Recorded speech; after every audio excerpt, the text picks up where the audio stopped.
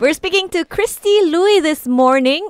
She has hemangioma, right? Yes, yes. It's called hemangioma, and she's also the first Malaysian Vascular Birthmark Foundation ambassador, as well as a finalist of Miss Amazing Malaysia 2020. That's just amazing. Thank you so much, Krystie, for being with us this morning. Thank you. Good morning. Morning.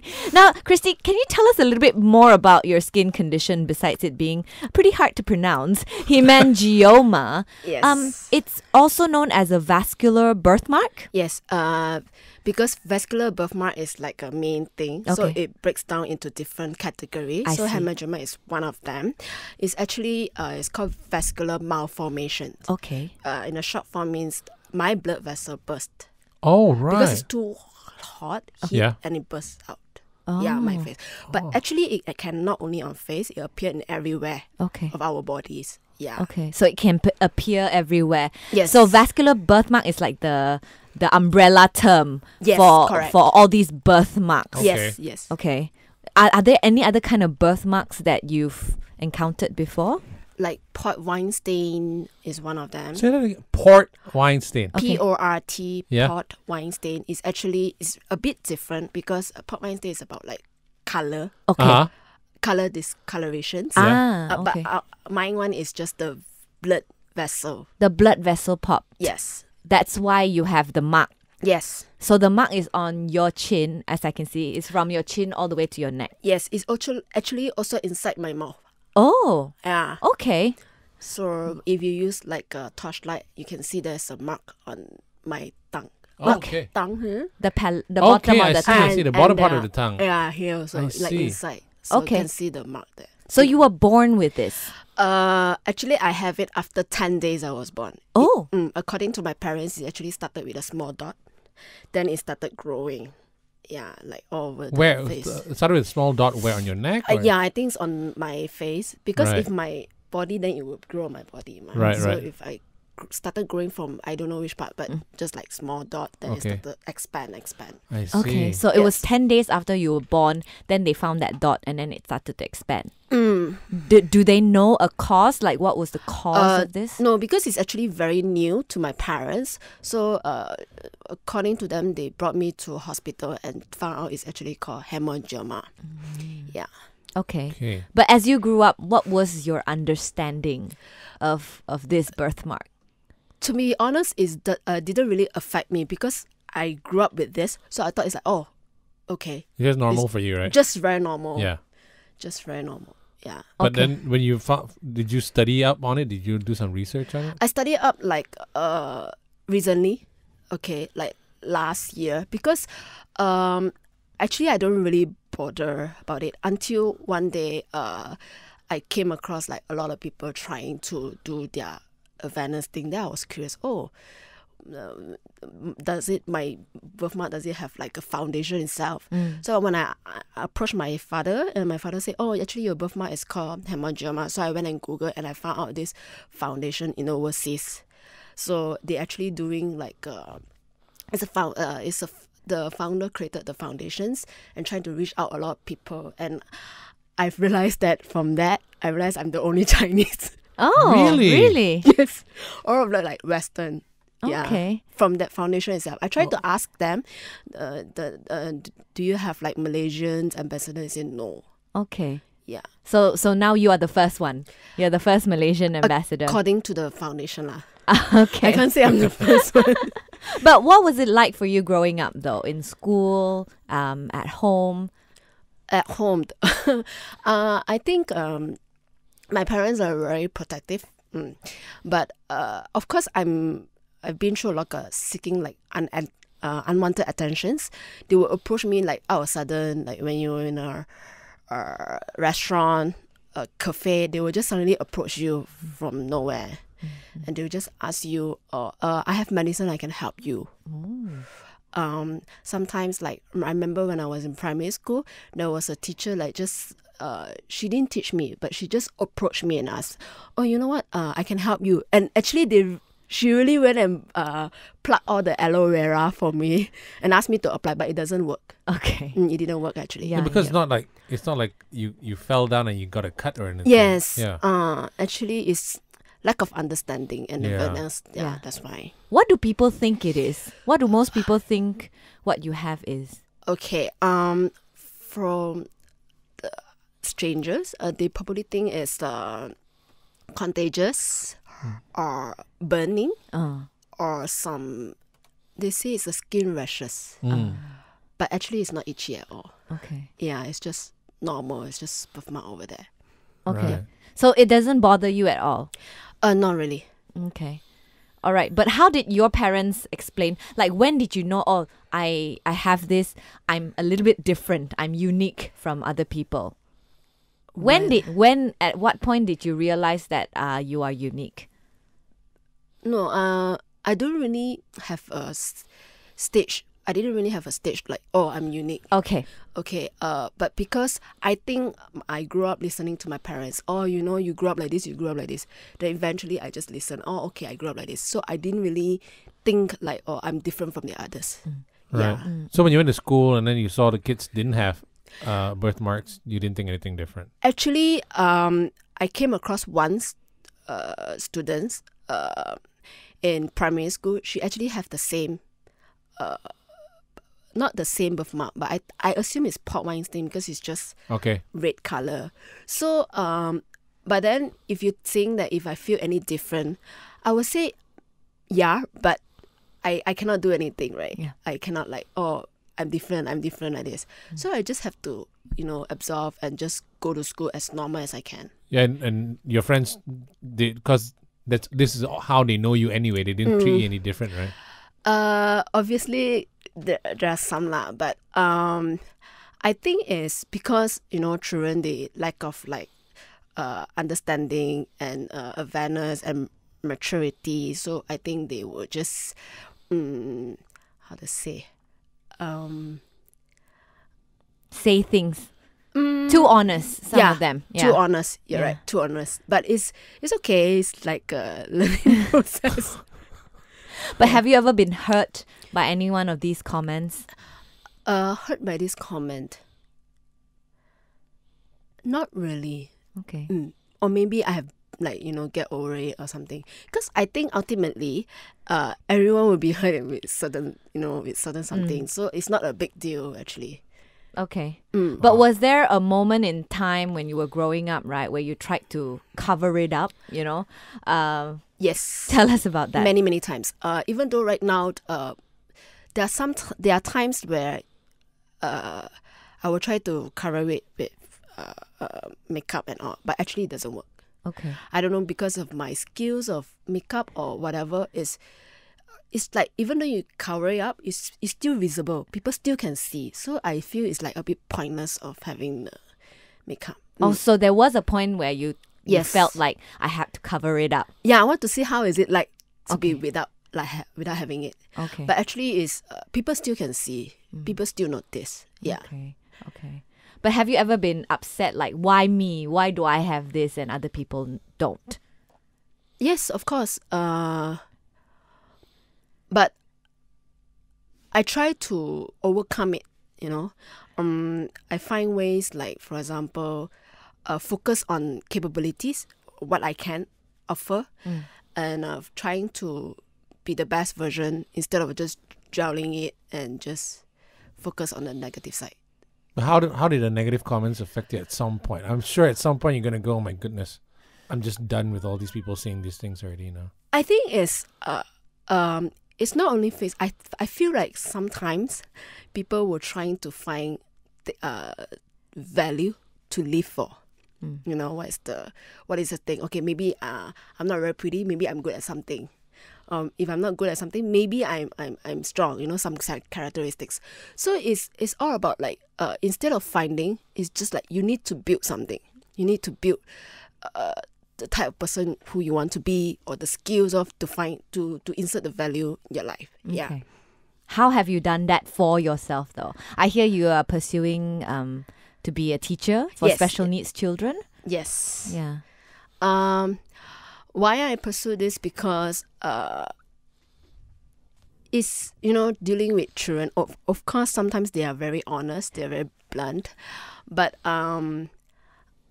it's, I feel like, how to say, the purpose of teaching them is not the skills, it's the confidence. Once you have the confidence, you can build the you can go what you want, and you can build all the skills. Because if, let's say, for example, if the child only have skills but don't have confidence, then the child will always drown into negativity. Yeah. And they don't have the courage or strength to even move on.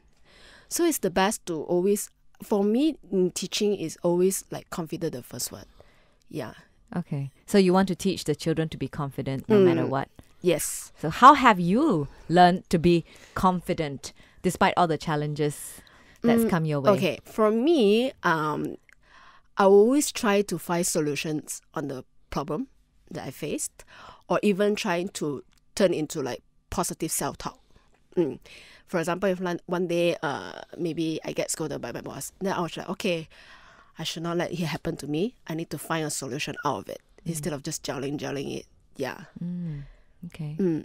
So you haven't let your birthmark stop you from doing anything at all? No.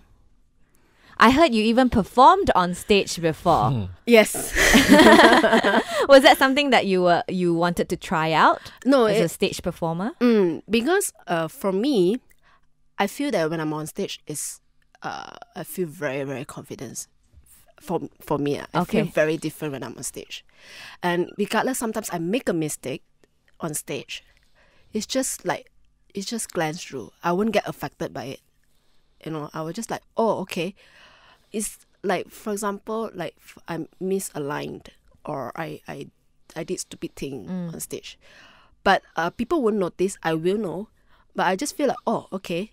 It didn't pull me down. Instead, it's just like, oh, I did a wonderful job. That kind of thing. Yeah. Wow. Are you going to continue pursuing this? Is this going to be your thing? As a hobby. Yeah. Right. Yeah. Right. But you are also a finalist of Miss Amazing Malaysia. This is a very new pageant for people and women with all kinds of disability. Yes. Why did you decide to join this pageant? Okay, because my value is, I believe that generally people say woman has 3 B's: bodies, beauty, and brain.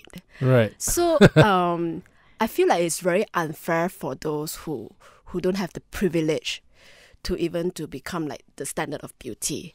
Even though regardless how we dress or how we talk, appearance always comes first. And so I'm not trying to say that break the stigma or break the barriers, but I feel like as my value is very aligned to them.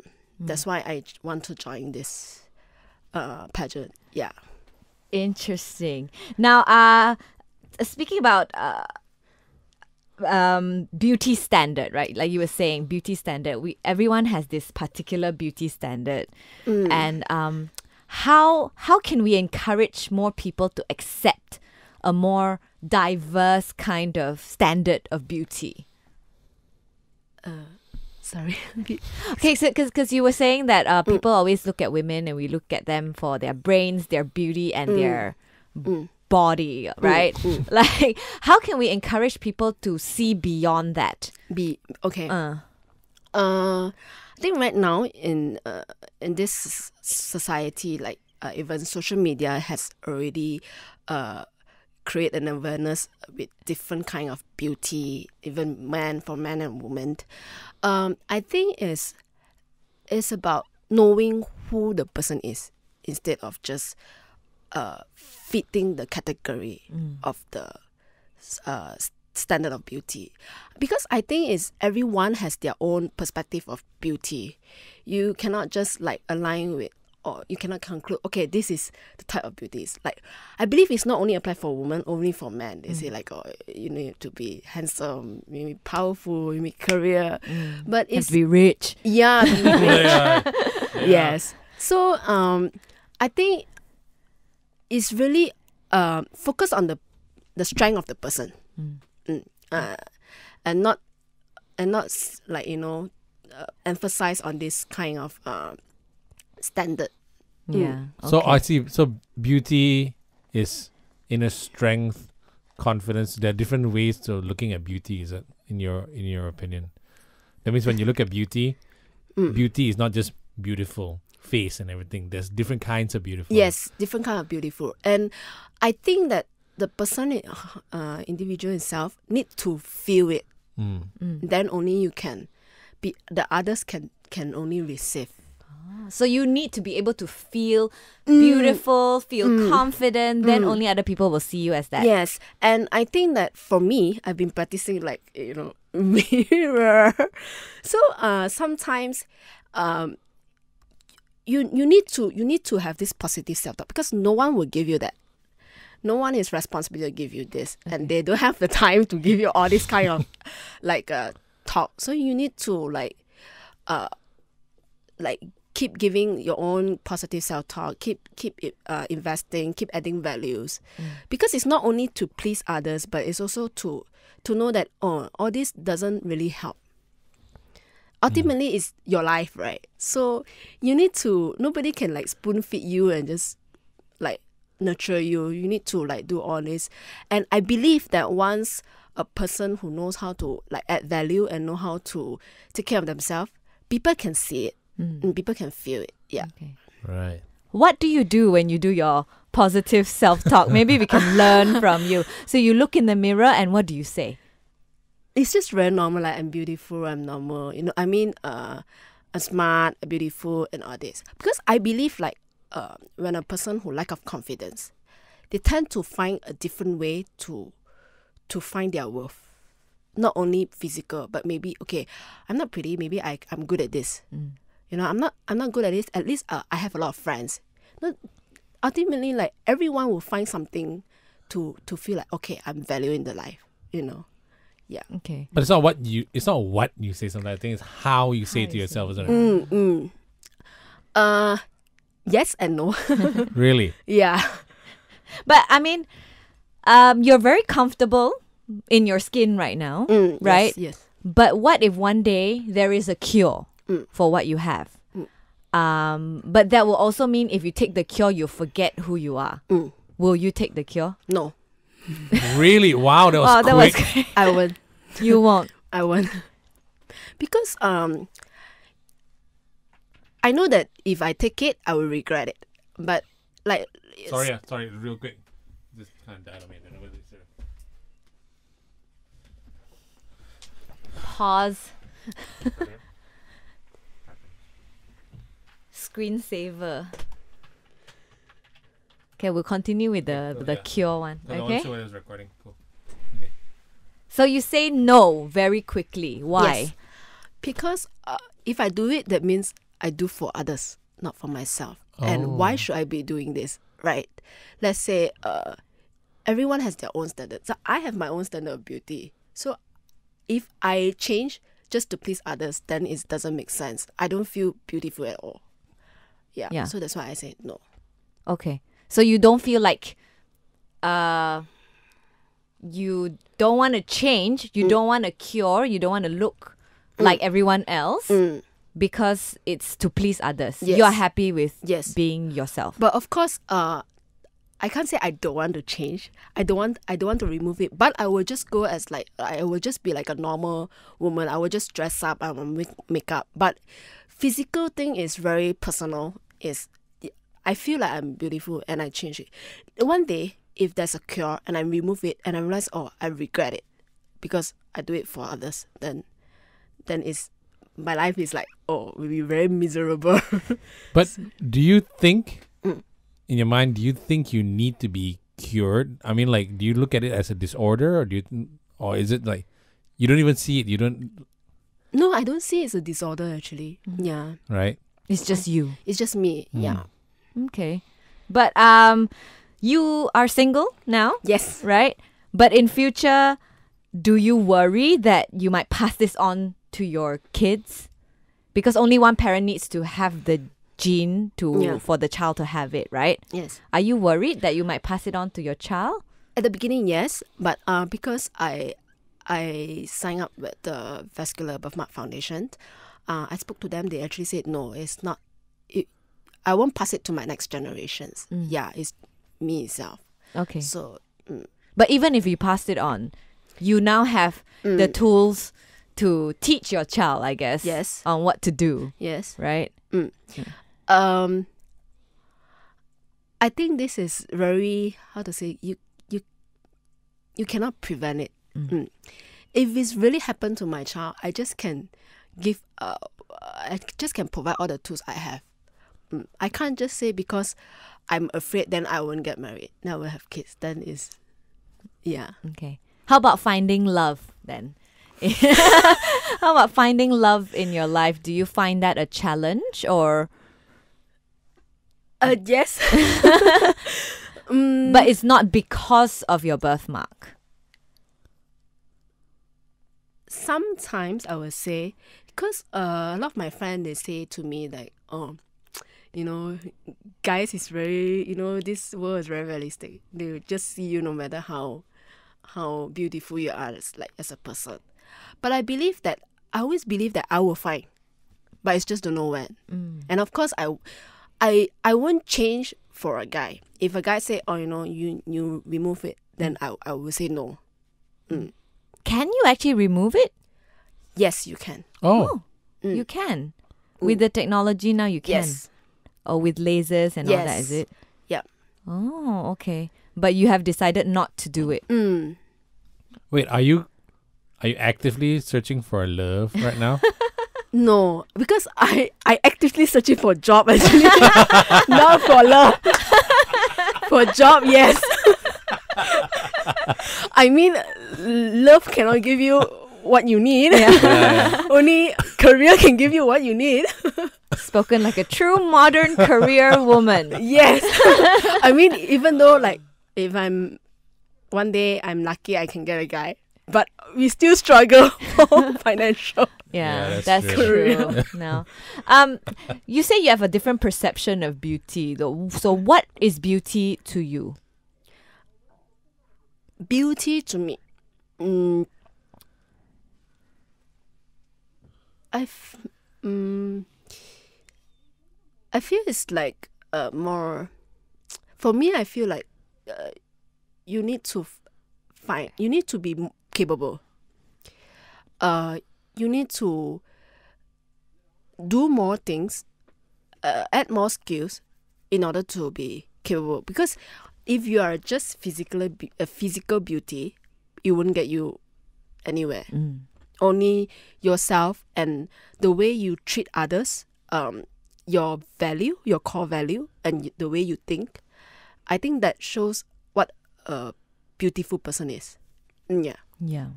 Right. So, intelligence, beautiful. Yeah. Power, beautiful. Talent, beautiful as well. I think what she said is more like you have to love yourself enough to want to improve yourself. You're right. Internally invest in yourself, Yeah. go for classes, and not just depend on what is on the outside. Physical, right? Yeah. But to be honest, there are a lot of beautiful people out there, and they're actually suffering with very, very low self-esteem. So at first I thought I was like, wow, the only one. But then when I came across, actually a lot of people, even regardless they have or don't have birthmark, they still struggle with it. Yeah. And sometimes they say to me, I wish to be in your life because I don't have to go through all the heartbreak. Really? Yeah.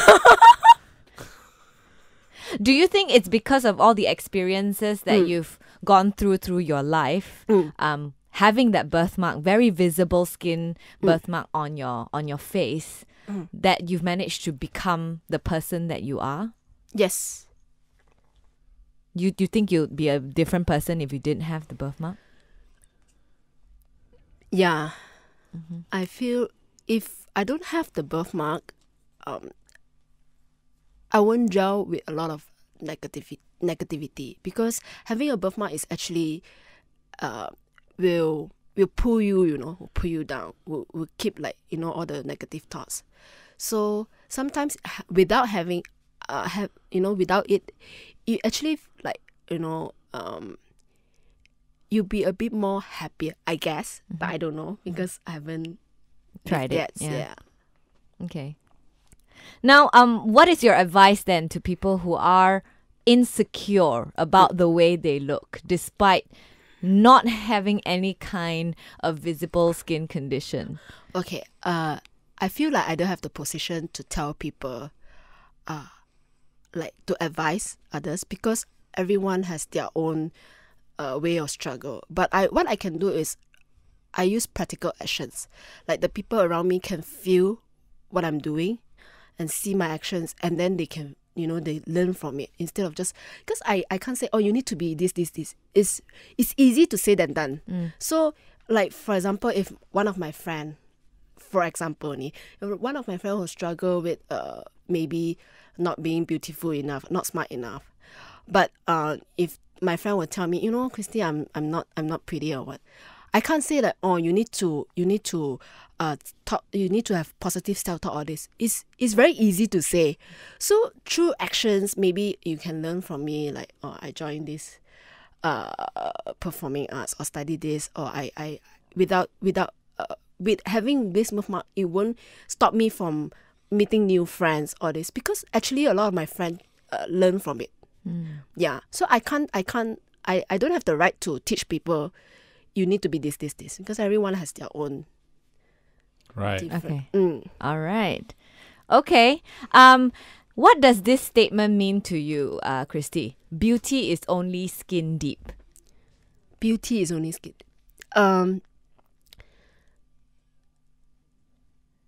See beyond physical beauty, and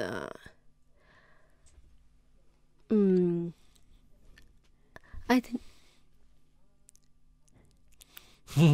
Sorry. It's deep, It's right? okay. Yeah, it's very deep. I like what you said, though. See beyond the physical beauty. Yeah. Beauty is only skin deep. Actually, to be honest, even though a lot of awareness coming up, a lot of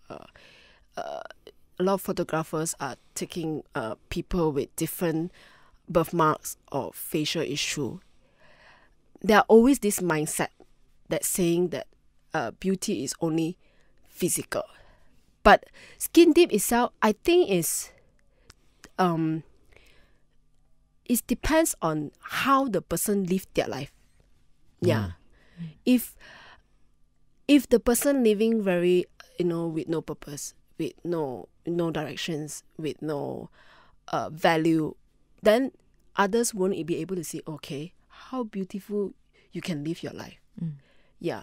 So it's talk about the purpose in life, I would say. Okay. All right. Well, thank you so much, Krystie, for speaking to us here, and all the best. Hope you will win this pageant. Yeah, man. Yeah. When's it happening It's next again? year, is it? Yes. It's been postponed to next year. Yeah. Yeah, next year. Okay. Now we are going through the training. So All right. Okay. Next year. Oh, they put you through training as well. What kind of training? No, it's just like workshop. Okay. Okay. Right. Okay. Yeah. And I just want to put it out there that she is also actively looking for No. work. Oh, yeah. For work, yes. Actively looking I for thought work. he was gonna say something else. No, I know. actively I know looking for work. So yeah.